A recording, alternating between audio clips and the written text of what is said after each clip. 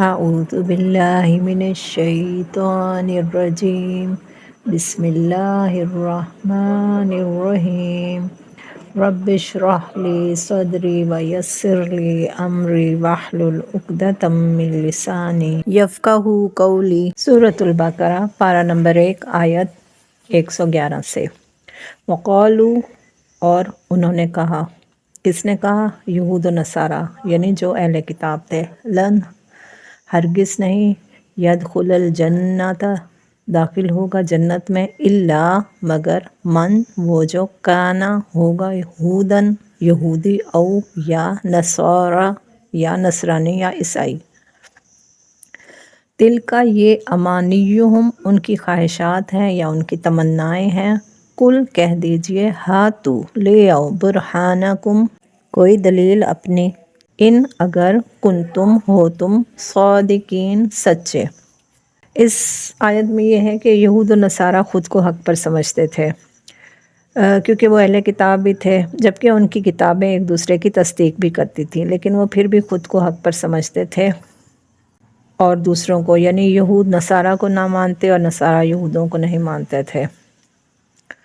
تو پھر ان کے لیے اللہ تعالیٰ فرما رہے ہیں کہ اگر تم حق پر ہو تو کوئی دلیل لے آؤ۔ یہ صرف تمہاری خواہشات ہیں اور خوش فہمیاں ہیں کہ یہود اور نصارہ ہی صرف جنت میں داخل ہوں گے۔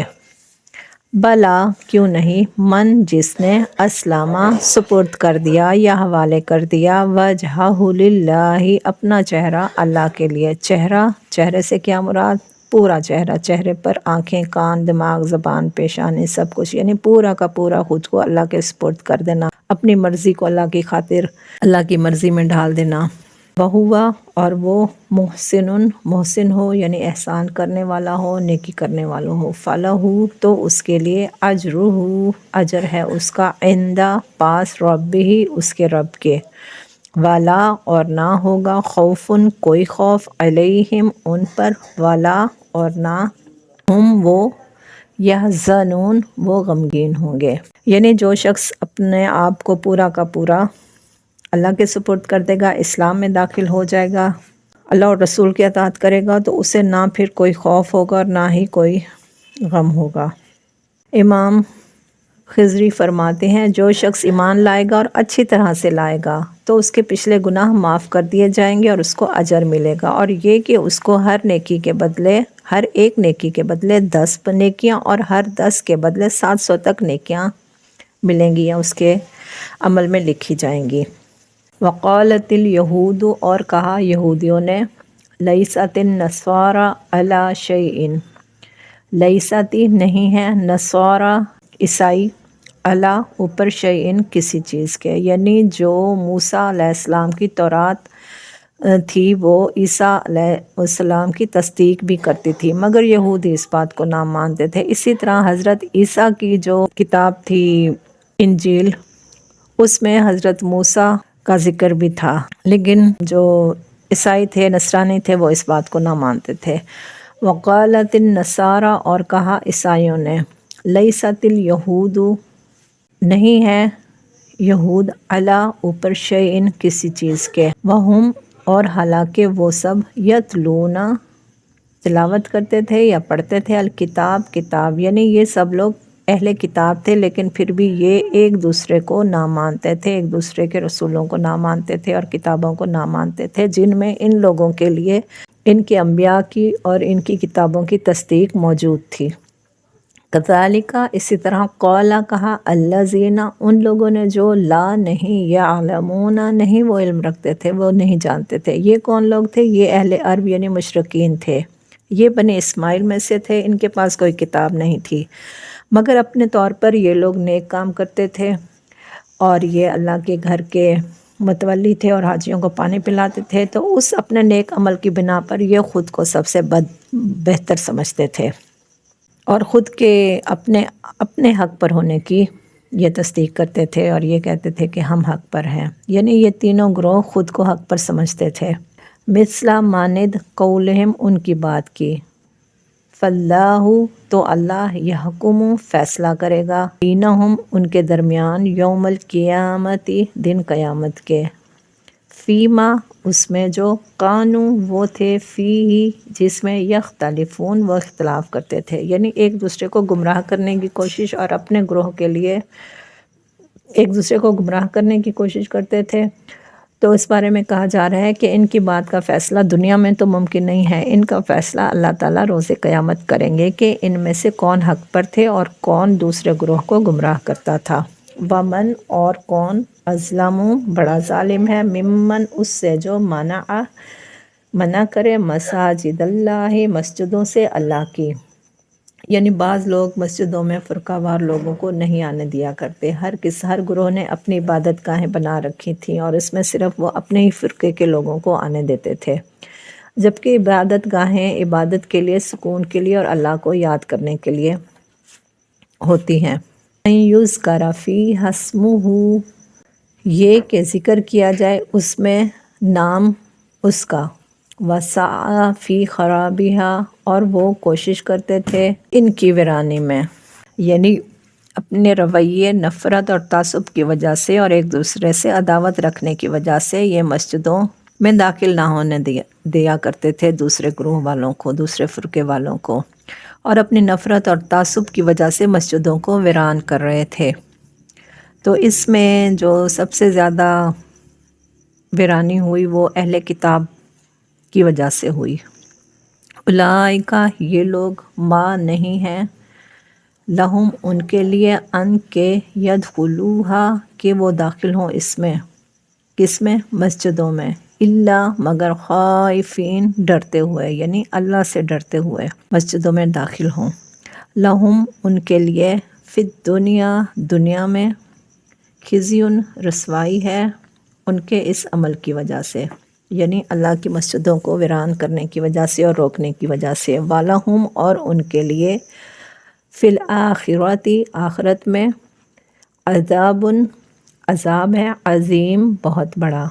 دوسرے لفظوں میں اللہ کے نزدیک ظالم وہ شخص ہے جو بظاہر تو مذہبی ہے مگر اللہ کے گھر کی ویرانی کا ذریعہ بنے اور نفرتوں کو بڑھانے کا باعث بنے۔ وَلِلَّهِ اور اللہ ہی کے لیے ہے المشرق مشرق والمغرب اور مغرب، فَأَيْنَمَا تو جہاں کہیں یا جدھر بھی، تولو تم منہ موڑو گے، فَثَمَّ تو وہی ہے اسی جگہ ہے، وجہ چہرہ ہے اللہ کا، ان اللہ بے شک اللہ تعالیٰ واسع وسعت والا ہے، علیم خوب جاننے والا ہے، بہت زیادہ علم والا ہے۔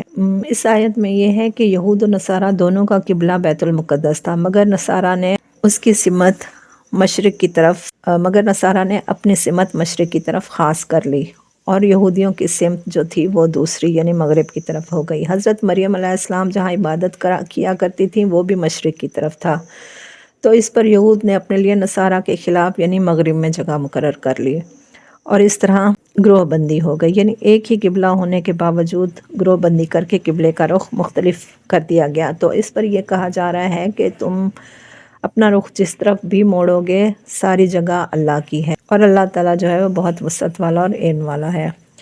یعنی اس کا مطلب یہ بھی ہے کہ جہاں قبلے کا تعین نہ ہو رہا ہو تو وہاں پر آپ کہیں بھی منہ کر کے نماز ادا کر سکتے ہیں، اور اس میں آپ کو بعد میں علم ہونے پر اصلاح کی بھی ضرورت، یعنی دوبارہ نماز ادا کرنے کی بھی ضرورت نہیں ہے، کیونکہ اپنی جانب سے کوشش کر کے ہی قبلے کو تلاش کر کے نماز ادا کی گئی۔ تو اب انہی آیات کا بامحاورہ ترجمہ۔ وَقَالُوا لَن يَدْخُلَ الْجَنَّةَ إِلَّا مَنْ كَانَ هُودًا أَوْ نَصَارَىٰ اور یہ یعنی یہودی اور عیسائی کہتے ہیں کہ جنت میں سوائے یہودیوں یا عیسائیوں کے کوئی اور ہرگز نہیں داخل ہوگا۔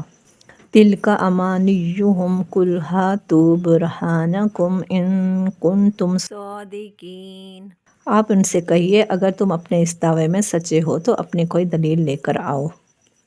بَلَىٰ مَنْ أَسْلَمَ وَجْهَهُ لِلَّهِ وَهُوَ مُحْسِنٌ فَلَهُ أَجْرُهُ عِندَ رَبِّهِ کیوں نہیں، قاعدہ یہ ہے کہ جو شخص بھی اپنا رخ اللہ کے آگے جھکا دے اور وہ ہر نیک عمل کرنے والا ہو تو اسے اپنا اجر اپنے پروردگار کے پاس ملے گا۔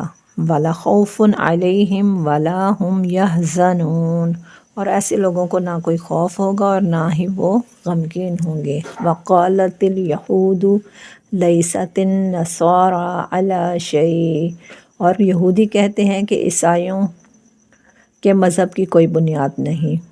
وقالت النصارى ليست اليهود على شيء، اور یہودی اور عیسائی کہتے ہیں کہ یہودیوں کے مذہب کی کوئی بنیاد نہیں۔ وَهُمْ يَتْلُونَ الْكِتَابَ، اور حالانکہ یہ سب آسمانی کتاب پڑھتے ہیں۔ كَذَلِكَ قَالَ الَّذِينَ لَا يَعْلَمُونَ مِثْلَ قَوْلِهِمْ، اور اسی طرح وہ یعنی مشرکین جن کے پاس کوئی آسمانی علم سرے سے ہے ہی نہیں، انہوں نے بھی اہل کتاب کی طرح باتیں کرنی شروع کر دی ہیں۔ فَاللَّهُ يَحْكُمُ بَيْنَهُمْ يَوْمَ الْقِيَامَةِ فِيمَا كَانُوا فِيهِ يَخْتَلِفُونَ، چنانچہ اللہ ہی قیامت کے دن ان کے درمیان ان باتوں کا فیصلہ فرمائے گا جن میں یہ اختلاف کرتے ہیں۔ وَمَنْ أَظْلَمُ مِمَّنْ مَنَعَ مَسَاجِدَ اللَّهِ أَنْ يُذْكَرَ فِيهَا اسْمُهُ وَسَعَى فِي خَرَابِهَا، اور اس شخص سے بڑا ظالم کون ہوگا جو اللہ کی مسجدوں پر اس بات کی بندش لگا دے کہ ان میں اللہ کا نام لیا جائے اور ان کو ویران کرنے کی کوشش کرے۔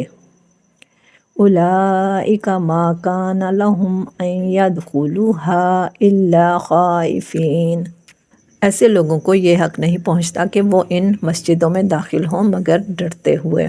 اس آیت میں یہ یہود و نصارہ اور مشرکین عرب تینوں گروہوں کا ذکر آیا ہے۔ یہ تینوں گروہ کسی نہ کسی زمانے میں اور کسی نہ کسی شکل میں اللہ تعالیٰ کی عبادت گاہوں کی بے حرمتی کے مرتکب ہوئے ہیں۔ مثلاً عیسائیوں نے شاہ تیتوس کے زمانے میں بیت المقدس پر حملہ کر کے اسے تاخت و تاراج کیا۔ ابرہہ نے جو عیسائی ہونے کا مدعی تھا بیت اللہ پر حملہ کر کے اسے ویران کرنے کی کوشش کی۔ مشرکین مکہ نے مسلمانوں کو مسجد حرام میں نماز پڑھنے سے روکتے رہے اور یہودیوں نے بیت اللہ کے تقدس سے انکار کر کے عملاً لوگوں کو اس کی طرف رخ کرنے سے روکا۔ تو قرآن کریم فرماتا ہے کہ ایک طرف ان میں سے ہر ایک کا دعویٰ ہے کہ تنہا وہی جنت کے حقدار ہے، اور دوسری طرف ان کی یہ حالت ہے کہ وہ اللہ کی عبادت میں رکاوٹ ڈالتے ہیں یا عبادت گاہوں کو ویران کرنے کے در پہ ہیں۔ تو اسی آیت کا اگلا جملہ کچھ ذو معنی ہے۔ اس کا ظاہری مطلب یہ ہے کہ حق تو یہ تھا کہ یہ لوگ اللہ کی مسجدوں میں اللہ کا خوف لے کر داخل ہوتے، نہ کہ متکبرانہ انداز میں انہیں ویران کرتے یا لوگوں کو وہاں اللہ کی عبادت سے روکیں۔ لَهُمْ فِي الدُّنْيَا خِزْيٌ وَلَهُمْ فِي الْآخِرَةِ عَذَابٌ عَظِيمٌ، ایسے لوگوں کے لیے دنیا میں رسوائی ہے اور انہی کو آخرت میں زبردست عذاب ہوگا۔ وَلِلَّهِ الْمَشْرِقُ وَالْمَغْرِبُ فَأَيْنَمَا تُوَلُّوا فَثَمَّ وَجْهُ اللَّهِ، اور مشرق اور مغرب سب اللہ ہی کی ہیں، لہٰذا جس کی طرف بھی تم رخ کرو گے وہی اللہ کا رخ ہے۔ ان اللہ واسع علیم، بے شک اللہ بہت وسعت والا اور بڑا علم والا ہے۔ اوپر جن تین گروہوں کا ذکر ہوا تھا انہی کے درمیان ایک اختلاف قبلے کا بھی تھا۔ اہل کتاب بیت المقدس کی طرف رخ کرتے تھے اور مشرکین بیت اللہ کو قبلہ سمجھتے تھے، اور مسلمان بھی اسی کی طرف رخ کر کے نماز پڑھتے تھے، اور یہ بات یہودیوں کو ناگوار تھی۔ ایک مختصر عرصے کے لیے مسلمانوں کو بیت المقدس کی طرف رخ کر کے نماز کا حکم دیا گیا تو یہودیوں نے خوشی کا اظہار کیا کہ مسلمان ہماری بات ماننے پر مجبور ہو گئے ہیں۔ پھر دوبارہ بیت اللہ کو مستقل قبلہ بنا دیا گیا۔ تو یہاں پر یہ بات بتانا مقصود ہے کہ کوئی بھی سمت اپنی ذات میں کسی تقدس کی حامل نہیں، بلکہ مشرق و مغرب سب اللہ کی مخلوق اور اسی کے تابع ہیں۔ اللہ تعالیٰ کسی ایک کی جہت میں محدود نہیں، وہ ہر جگہ موجود ہے، چنانچہ وہ جس سمت بھی رخ کرنے کا حکم دے دے، بندوں کا کام ہے کہ اس کے حکم کی تعمیل کریں۔ سبحانک اللہم و بحمدک، اشہد ان لا الہ الا انت، استغفرک و اتوب الیک۔ السلام علیکم ورحمۃ اللہ وبرکاتہ۔